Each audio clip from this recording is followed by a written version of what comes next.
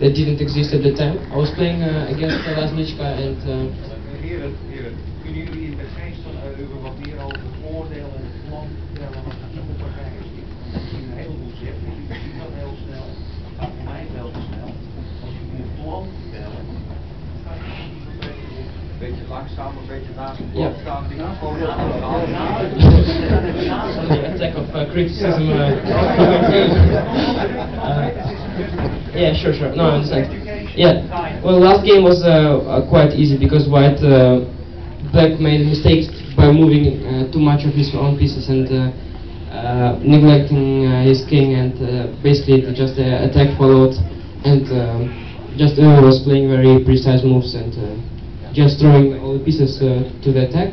So there was not much to say, and that's what I mean, that a few games earlier you didn't have much to say about them because they just went straight. Even a few games from match of Alekhine against Eupen, and you see, for example, a few games Alekhine lost, you might think what happened to him that day. And nobody knows. I had some clever idea somehow to play first knight of 3, but I don't know what it was. Again, the same opening.